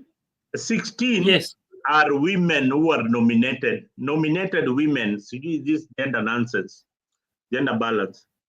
Then four members representing the youth. That is where Kina Karen Nyamu and the likes. And then we have got people of disabilities. Do we have senators? Do we have senators in India? Yes, an equivalent of senators in India. In India, we have got 250 members. Yeah. 238 elected and 12 are nominated. are nominated directly by the president. These ones are not nominated by political parties. They are nominated by the president. Now, Yes.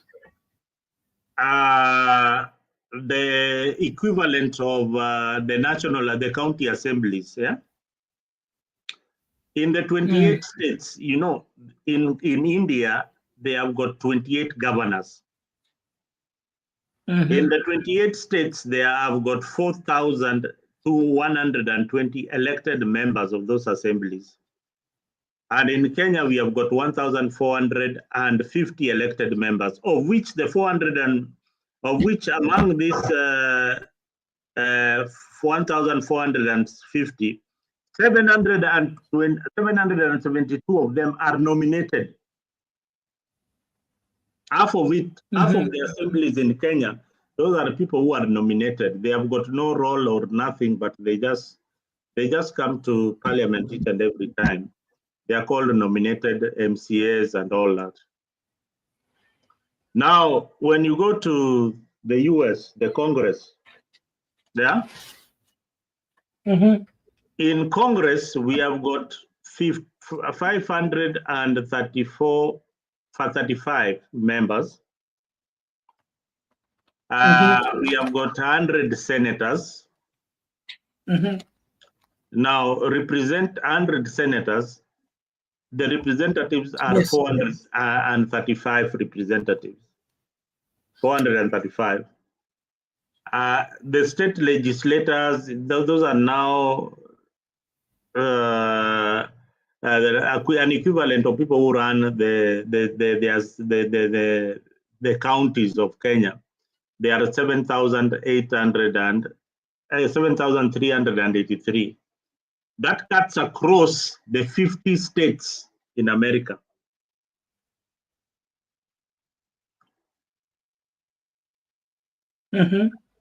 So when you look at these numbers and the populations of these countries, you realize that these positions were created generally for people to get into power. Yeah, these positions were created basically for people to get control of power. A country like India has got 28 governors only, and it has got 28 states. The entire country has got 28 states, and it has a population of 1.4 billion, 1.46 billion people. Kwa hivyo ukipiga mahesabu yako, Kenya inaweza ingia mara ngapi kwa India? No, we are a country of jokers because I am telling you, we tampered with our constitution, not because of the changes we needed, but to tailor that constitution to fit to the needs of our leaders, not to exactly the country. That's the big problem. Yesterday, Mzalendo, I bought a newspaper, this newspaper here. This is a Nation newspaper. And on the headline there, they are saying, our governors burnt 6.6 billion on joyriders. On joyrides. On joyrides, yeah. I didn't see that. You see, are there no measures, are there no controls on how county funds are utilized? You know, I asked myself so many questions because they have put here Wavinya Deti, Machakos, for joyrides. That is just money for enjoyment. To make it in an easy way. Yeah, anajibamba, pesa yake ya kujibamba tu. Pesa ya kujibamba. Pesa ya kujifurahisha. Kwenda Dubai, kununua zile masaa, zile manini, kununua manyumba pale Dubai, wanarudi, You know, Mzalendo, I don't know, but we are led by criminals. who are supposed to be in jail. Criminals, typical criminals. Here we are saying Wavinya Deti, Wavinya is number one in joyrides, in enjoyment. And they are saying, and this is a national, this is one of the most popular newspapers in Kenya. So it's not a joke. Mm-hmm. So they are saying here that Machakos spent 372.91 million in joyride. Almost 400 million. 400 million. 400 million. Not, and where's here? And Machakos people are not even annoyed. They are not. They're okay. They're okay. Wako sawa. Sakaja, and I think we need to check this story where it is. Sakaja spent 369.03 million for joyrides. Nyandarua, we have, not Nyandarua, but this guy, Dr. Julius Marombe, Kitui, is number 3 with 315.31 million. Anaenda wapi? Okay, huyu mtu anaenda. No, this is for somebody who has traveled the world. Ama ameenda moon, ameenda zile trip kama za Elon Musk za kwenda moon na kurudi, ama ameenda wapi? Nyandarua.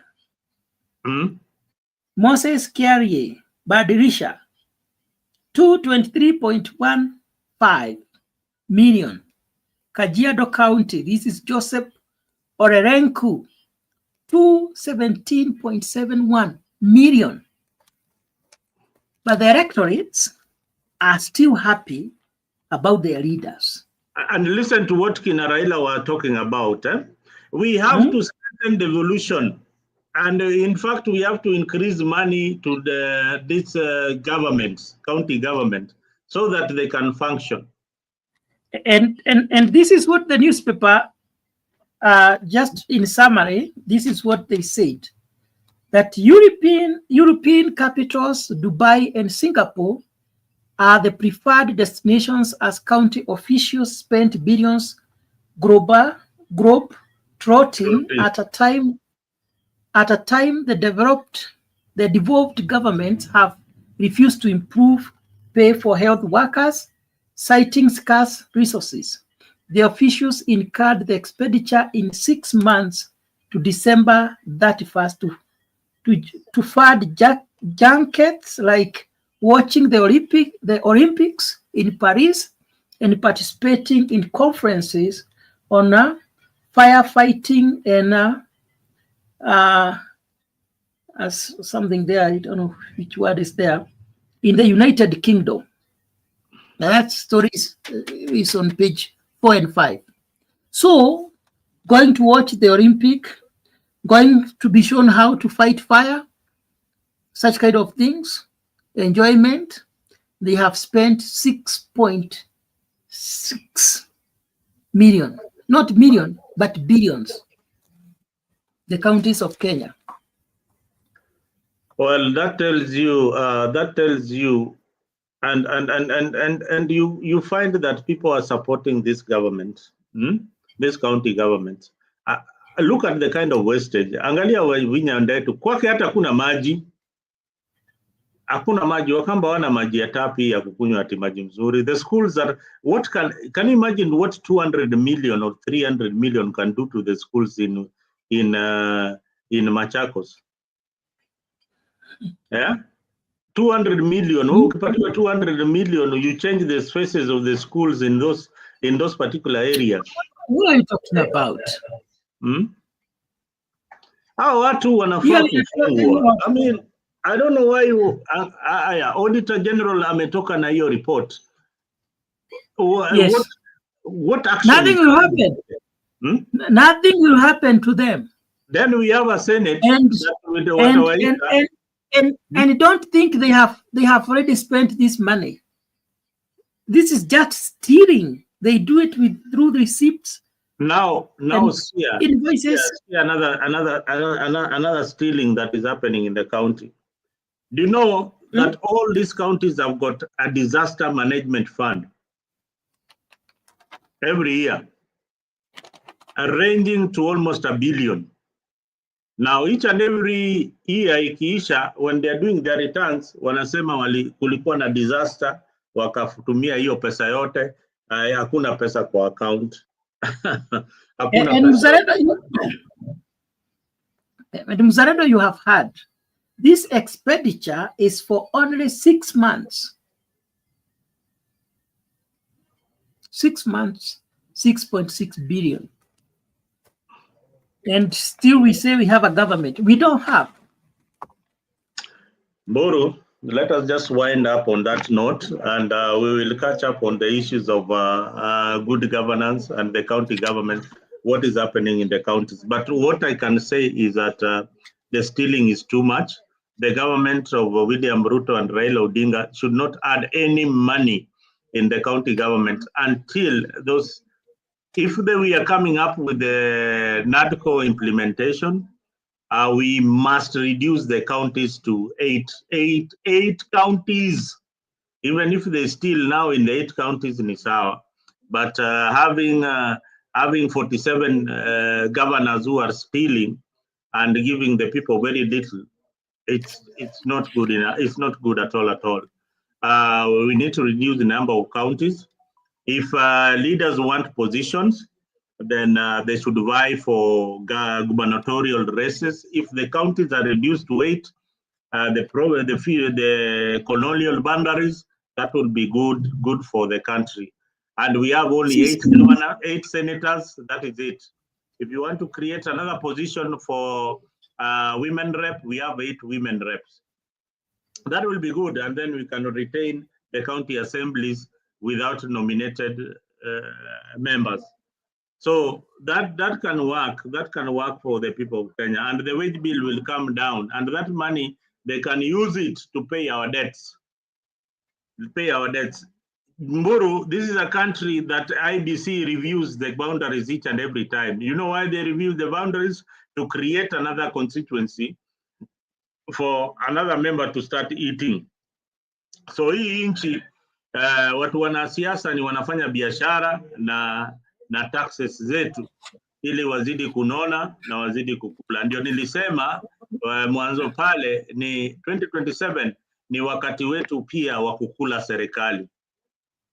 Thank you. Unajua Mzalendo, kuna siku moja nilisema hapa, sijui ni method gani tutatumia ama Kenya itatumia.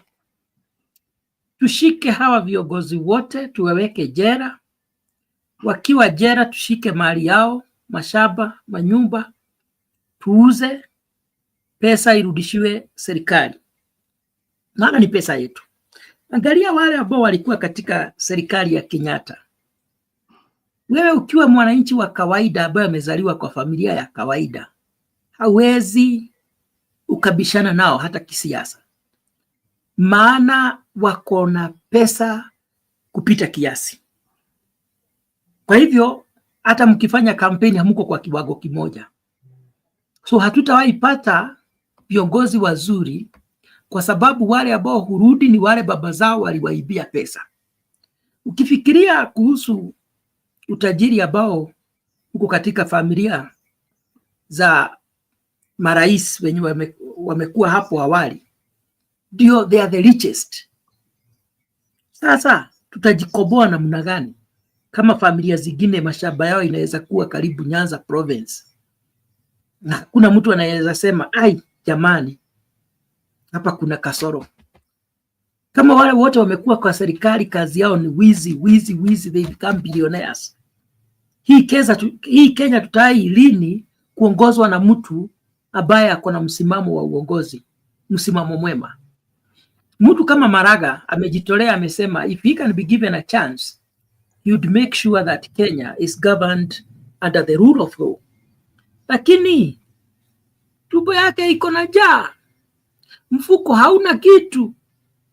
Kampeni ya Kenya atawezana nayo wa Kenya? Wewe hiyo mimi nakwambia tumefika wakati tutachagua kitu yote. Sasa mahali kumefika Sasa mzalendo, shida yetu ni atachangiwa na Kenya. Sasa kutakuwa hivi unless tukue tumeamua kuanzia president mpaka kiti ya chini, hawa mabilionea wote hatuwataki, kwa sababu hamwezi kuchagulia mtu kama Maraga mchague yeye ni rais, lakini hawa wengine wote mmempatia wafanye kazi nao ni wezi. Lazima wabadilike, kwa sababu Maraga hata akichaguliwa kuwa rais lazima watu wake wa chama waingie kama viongozi, otherwise hatapata nafasi ya kuongoza. So the whole idea and I thought about this process, Mburu. Selecting the president of Kenya will no longer be something that we are going to wait for them to do rallies, wafanye nini. Kenyans of goodwill, and this is called the civil society, they have enough funds to conduct this. The churches, the church leaders who are progressive and want change in this country. I'm talking about a selection of churches that are progressive and want change in this country. I am talking about the Law Society of Kenya, people who are like the one who is currently heading the Law Society of Kenya comes on board. I am talking about maybe a EFCC head who is ready to change the country. People who have been known. We are talking about people like Okiya Mtata. They come up with a body, and this board will be charged on selecting one candidate among all those equals. If anybody who wants to vie for the presidency of Kenya, akwe Matiang'i, akwe Maraga, akwe Kalonzo, they will treat each other as equals. Then we look for a body like PwC, PricewaterhouseCoopers, to conduct an interview, publish it in the newspaper, both locally and internationally, that Kenya is looking for a president. If you are out there and you meet this criteria, the interviews will be conducted, and they will be in phases, phase 1, phase 2, phase 3, like that, up to phase 3. Then the last 4 will be unveiled to Kenyans for a debate, or the last 8. Now, the last 8 who will be unveiled, and they have to come from different regions. For instance, this one will represent the face of Kenya. And why? One of them will be elected the president. Number 2 will be elected the deputy. Number 3 will be elected the speaker of the House and the speaker of the other one. Number 5, akiwa ni Mtata, will be elected the Attorney General of Kenya.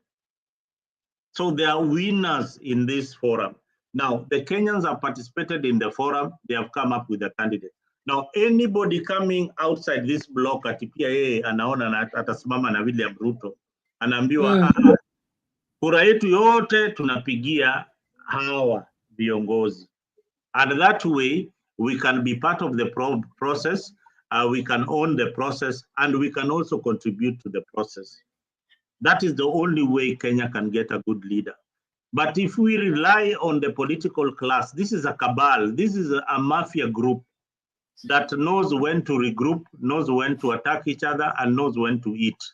They cannot bring any meaningful change for the country. Otherwise, I rest my case. Thank you very much for being part of this show this evening. Mburu, your parting shot? I don't have much to say. I think today we have had a good time. Thank you so much, our viewers. This is Africa 24. Continue watching us and continue supporting us and subscribing. And we really appreciate. We hope for the best for our country. And I know that God will help us vote for the right people come 2027. Let us love one another. Let us do away with tribalism, because that is what actually has been ailing this nation. We have to work together, and we should know that our enemy number 1 are those leaders who don't care about our country, because we have what it takes to take this country to another level. Thank you so much, Mzalendo.